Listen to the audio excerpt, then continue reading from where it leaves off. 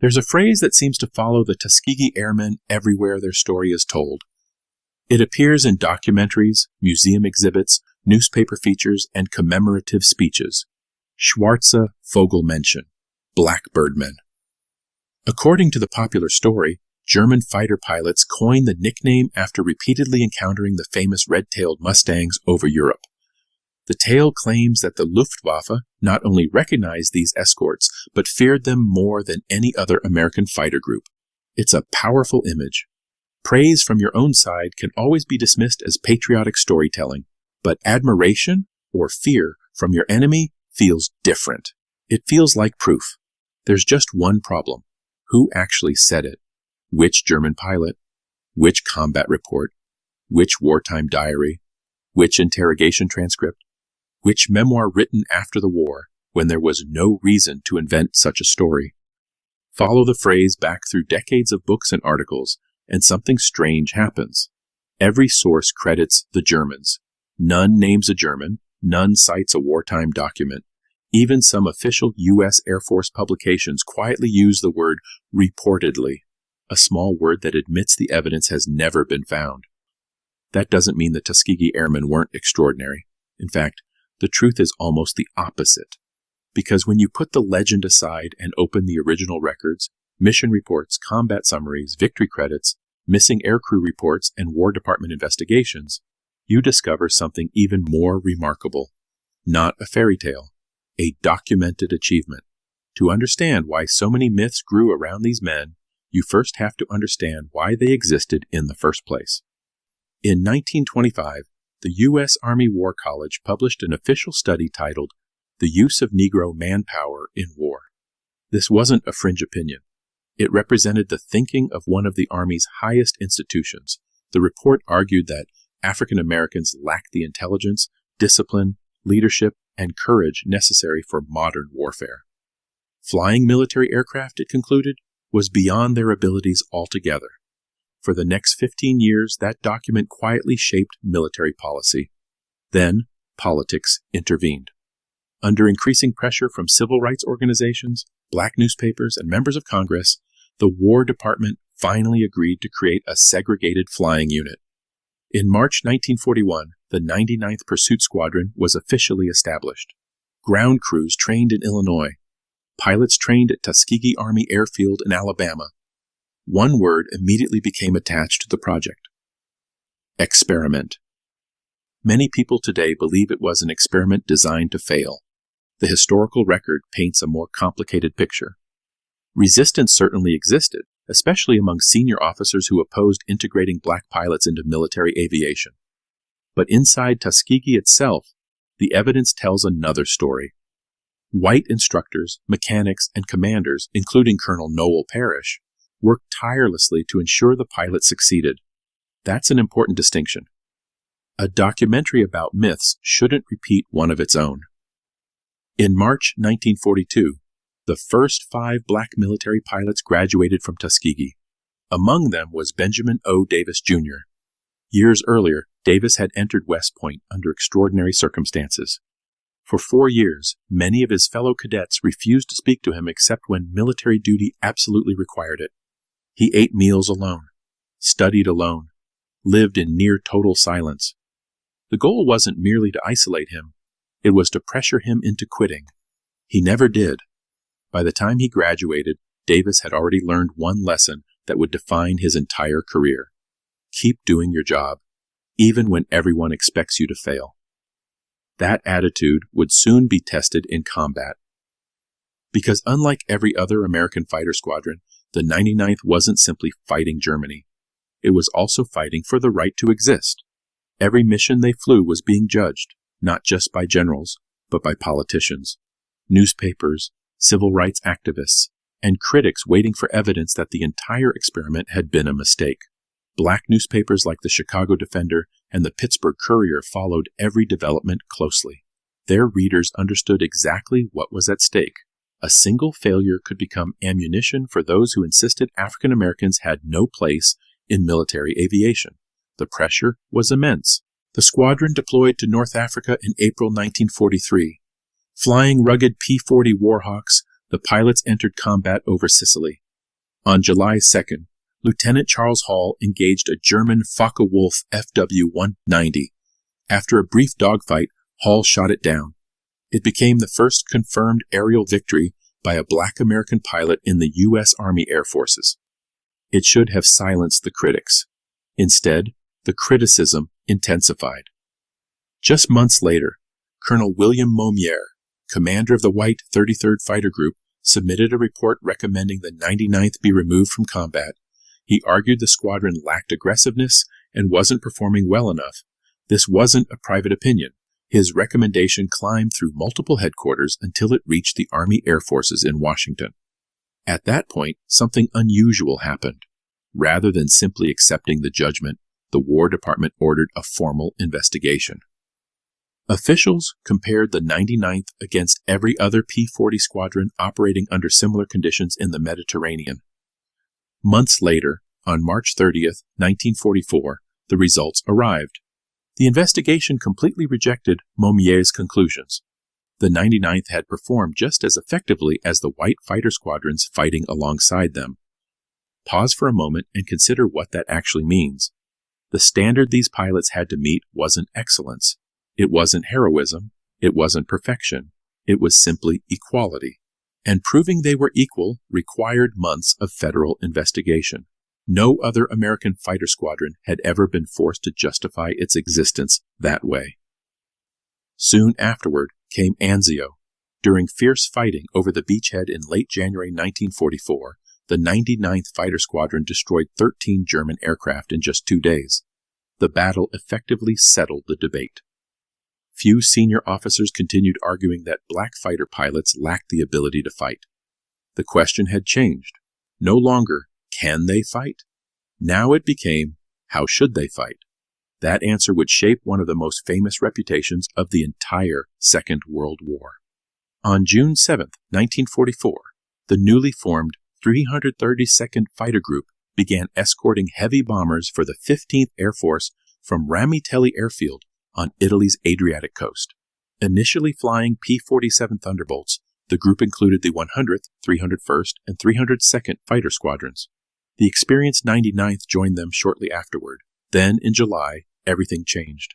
The group received the aircraft forever associated with its name, the North American P-51 Mustang. Colonel Benjamin Davis gave his pilots a remarkably simple order. Stay with the bombers. It sounds obvious today. At the time, it wasn't.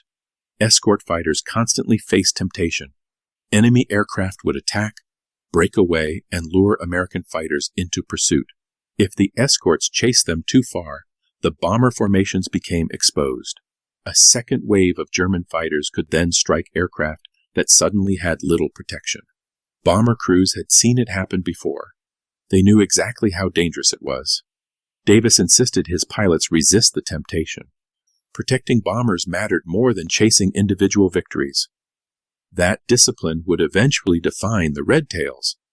Ironically, it would also help create one of the greatest legends ever attached to them. The famous Red Tails weren't originally intended to become a symbol. They were simply identification markings. Every Mustang group in the 15th Air Force painted its aircraft differently, so pilots and bomber crews could instantly recognize friendly formations in the crowded skies over Europe. The 31st Fighter Group used red stripes. The 52nd painted yellow tails. The 375th adopted a black and yellow checkerboard pattern. The 332nd chose solid red. In a sky filled with nearly identical P-51 Mustangs, those colors prevented confusion, but they also produced an unexpected result. Bomber crews could immediately tell which escort group had arrived. Over time, many crews noticed something. The red-tailed fighters didn't disappear. When German aircraft tried pulling escorts away from the bombers, Davis's pilots usually resisted. Whatever happened around them, the red tails stayed close to the formations they were assigned to protect. That consistency became their reputation. Ironically, it also produced statistics that critics would later use against them. Across the entire war, Tuskegee Airmen were officially credited with destroying 112 enemy aircraft in aerial combat. Looking only at the period when the 332nd escorted bombers with the 15th Air Force, they received credit for 94 victories. Other Mustang groups claimed considerably more. The 52nd Fighter Group was credited with more than 220. The 325th exceeded 250. The 31st approached 280. To critics, the conclusion seemed obvious. Fewer victories meant less aggressive pilots. It was essentially the same accusation Colonel Momier had made back in North Africa. But numbers don't always tell the whole story. Supporters argued that Davis's insistence on close escort naturally reduced opportunities for aerial victories. If your job is protecting bombers instead of chasing enemy fighters across the sky, you'll inevitably shoot down fewer aircraft. There's logic to that explanation, yet military historians have pointed out two additional factors. First, the 332nd joined the strategic bombing campaign relatively late. By the summer of 1944, the Luftwaffe had already suffered devastating losses. There were simply fewer experienced German pilots left to fight. Second, during 179 escort missions, the Red Tails actually encountered enemy fighters on only 35 occasions. You can't shoot down aircraft that never appear. The lower victory totals may reflect discipline. They may reflect timing. Most likely they reflect a combination of both. One thing, however, is beyond dispute. Benjamin Davis enforced his escort mission with extraordinary discipline. Even here, another popular myth deserves correction. Many people believe close escort was a unique Tuskegee strategy. It wasn't. The 15th Air Force had already adopted that doctrine. Davis didn't invent the policy. He simply insisted his group follow it rigorously. That distinction matters because the 332nd wasn't succeeding through some secret tactic unavailable to everyone else. They were succeeding by executing their assigned mission exactly as ordered. For a unit constantly being evaluated, there was very little room for improvisation.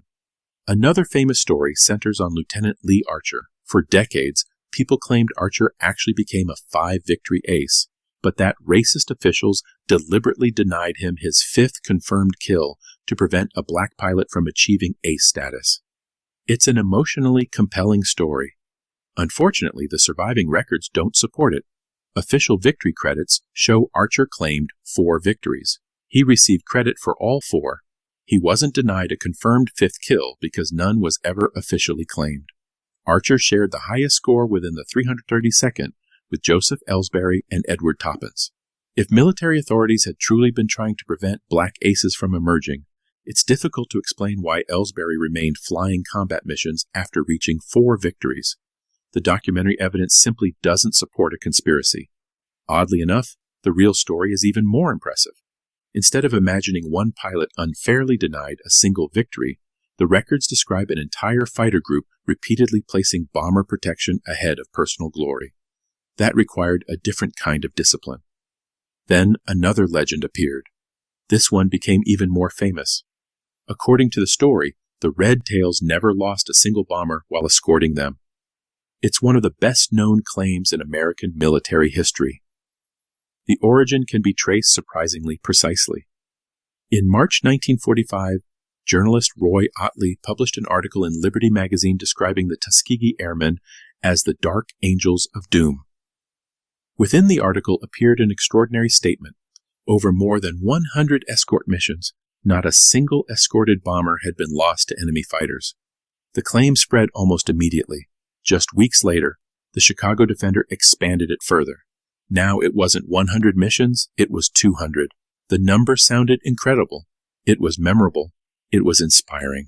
And perhaps most importantly, it arrived during a period when Black Americans desperately wanted undeniable evidence of military excellence. Very few people had access to 15th Air Force mission records. Almost nobody checked. The statement simply became accepted fact. Even as the years passed, it continued spreading. It appeared in newspaper features, museum exhibits, school textbooks, television documentaries, congressional speeches. By the 1990s, it had become the defining fact about the Tuskegee Airmen. For many Americans, it was the only fact they knew. There was just one problem. Benjamin Davis himself never believed it. Years later, when asked directly, Davis admitted he had always questioned the claim. He remembered escort missions where bombers had clearly been lost. His own Distinguished Flying Cross citation described one such mission on June 9, 1944. The citation praised Davis's leadership under heavy German fighter attack. It also acknowledged that bombers had been shot down. The commander himself understood the perfect record couldn't be accurate, yet the legend continued growing. Eventually, someone decided to verify it. Dr. Daniel Hallman, a historian at the Air Force Historical Research Agency in Alabama, undertook an enormous research project. His approach wasn't dramatic, it was methodical. For every escort mission flown by the 332nd, he identified which bombardment wing they protected. Then he matched those bomber formations with 15th Air Force mission records. Finally, he examined missing aircrew reports one by one. Those reports identified every bomber that failed to return and, critically, explained why. Some aircraft fell to anti-aircraft fire, others crashed from mechanical failures. Some disappeared for unknown reasons. Only bombers destroyed by German fighters counted toward the famous claim. The work took years. When Hallman finished, the answer was clear. The Red Tails had not lost 0 bombers. The record showed at least 27 bombers escorted by the 392nd had been shot down by enemy fighters. They were lost across 7 different escort missions: June 9th, 1944, June 13th, July 12th. Then came July 18th, the worst day of all. 15 bombers were destroyed during a massive running battle near Memmingen. Additional losses occurred on July 20th, August 24th, and one final mission in March 1945. For people raised believing the perfect escort record, the discovery felt devastating. It sounded as though one of history's greatest military achievements had been exposed as fiction. But Hallman's research didn't stop there, because finding 27 losses means very little by itself. The real question is, compared to whom? Hallman examined every fighter group operating with the 15th Air Force during the same period. Between June 1944 and the end of the war, German fighters shot down 303 American heavy bombers. Of those, 27 had been under the escort of the 332nd Fighter Group. The remaining 276 losses were spread across the other escort groups. On average, each of those groups lost about 46 escorted bombers. Suddenly, the picture changed. Not perfection. Performance. 27 compared to an average of 46. That doesn't prove the Red Tails were unquestionably the best escort group in Europe. Hallman himself has never made that claim. He points out that the 332nd entered the strategic bombing campaign later than several other groups after the Luftwaffe had already been weakened. Fewer German fighters in the sky could naturally mean fewer bomber losses. The comparison has limits, but it also has value. The Tuskegee Airmen didn't need a mythical perfect record. The documented record already showed they protected bombers exceptionally well. The archive transformed an impossible legend into something far more meaningful, a measurable achievement. Which brings us back to Germany. If Luftwaffe pilots truly gave the Red Tails the nickname Schwarze Vogelmännchen, evidence should exist somewhere. German wartime record-keeping was extensive. Combat reports, unit diaries, intelligence summaries, pilot memoirs, interrogation files. Historians have spent decades examining these collections. Yet the famous nickname never appears in a verified wartime German source. The 322nd certainly appears. German records identify them as another American fighter group, but the race of the pilots is almost never mentioned.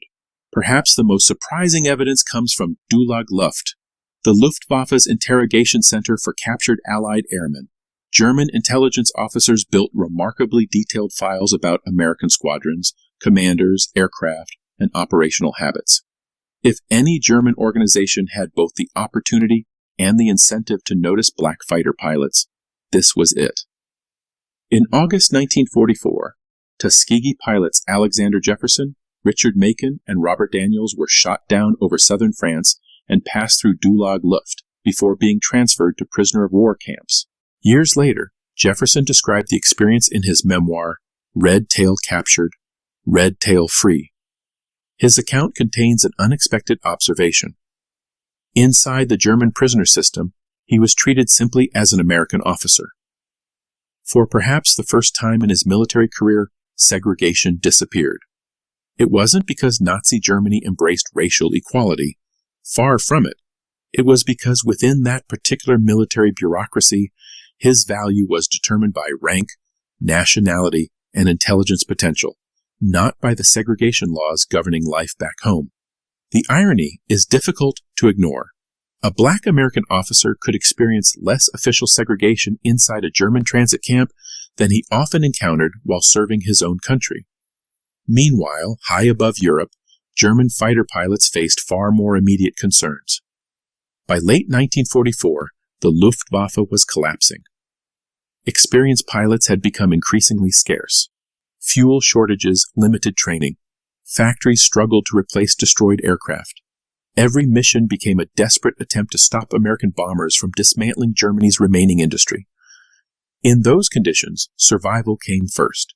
At 25,000 feet, pilots had only seconds to identify aircraft. Closing speeds exceeded 600 miles per hour. Oxygen masks covered faces. Heavy flight gear concealed almost every distinguishing feature. A pilot didn't have time to wonder who sat inside another cockpit. A red tail communicated one useful fact. A Mustang. Nothing more.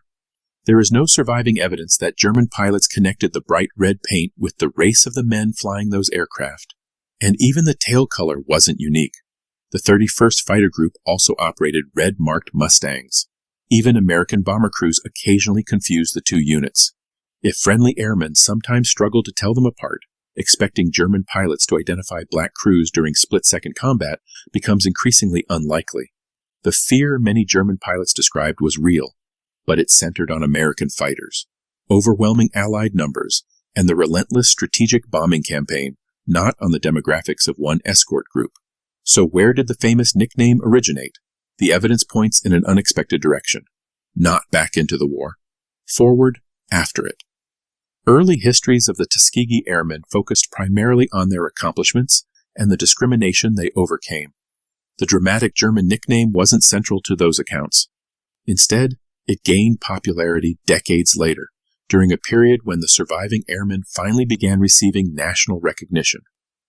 Commemorative speeches, magazine articles, museum displays, tributes, television documentaries. Eventually, the phrase spread across the internet, repeated so often that repetition itself became evidence. It's easy to understand why. A German nickname sounds persuasive. It transforms American admiration into enemy testimony. It suggests even the Luftwaffe acknowledged these men as uniquely formidable. The problem is that historians have never found the wartime document that supports the claim. After 80 years of research across multiple archives and languages, the responsible conclusion is no longer merely unproven. It is unsupported. Ironically, the real history contains achievements dramatic enough without embellishment. On June 25, 1944, pilots of the 352nd attacked the German-controlled warship TA-22 in the Adriatic Sea. Using nothing more than .50 caliber machine guns, repeated low-level attacks damaged the vessel so severely that it never returned to combat. The ship survived. The mission report mistakenly declared it sunk, but permanently removing a warship from the war with fighter aircraft remains remarkable enough. No exaggeration required. Then came March 24, 1945. The 15th Air Force launched its longest mission of the war, a 1,600-mile round trip to Berlin. Over the target, German Me-262 jet fighters attacked the bomber formations. These revolutionary aircraft flew roughly 100 miles per hour faster than the American Mustangs escorting them.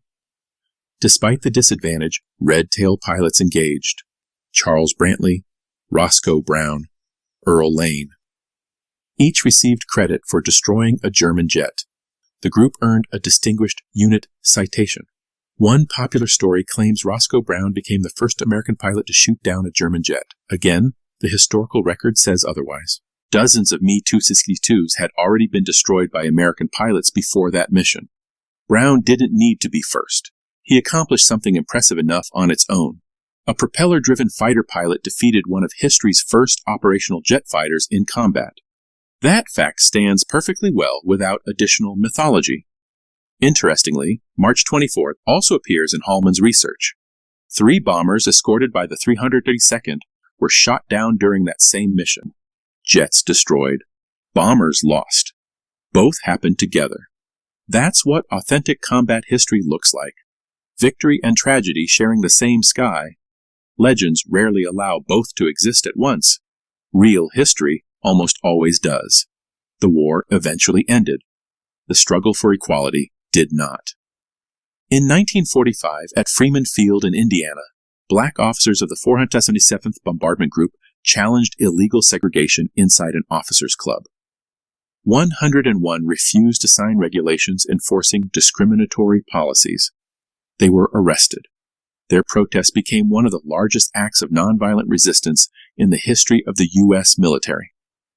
Just 3 years later, President Harry Truman signed Executive Order 9981, officially desegregating the American Armed Forces. The combat record compiled by units like the Tuskegee Airmen helped make that decision possible. Their service alone didn't transform the military, but it destroyed one argument forever. The claim that black Americans were incapable of flying or fighting had become impossible to defend. So why do the myths survive? Perhaps because these men were never allowed to be merely good. A unit created to test whether an entire race belonged in military aviation carried an impossible burden. Average performance wouldn't satisfy critics. Only excellence seemed acceptable. Over time, excellence became perfection. Perfection became legend. But legends are fragile. They can collapse the moment someone opens an archive. Documented history is different. It survives scrutiny. Daniel Hallman has spent years correcting misconceptions surrounding the Tuskegee Airmen. His work isn't about diminishing their achievements. It's about protecting them. A reputation built on unsupported claims can always be challenged. A reputation built on mission reports, official investigations, and original records is almost impossible to destroy.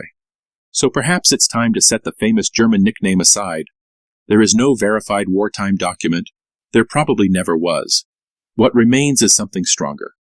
27 escorted bombers lost compared with an average of 46. 3 German jets destroyed on the longest mission of the war. A warship permanently removed from combat. Officers willing to be arrested rather than accept segregation. And one simple conclusion that the Army's own records could no longer deny. Not superior, not inferior, equal. That was the one outcome the 1925 Army study had declared impossible. And it was exactly what the Tuskegee Airmen proved. The story never needed a legend. It only needed the files.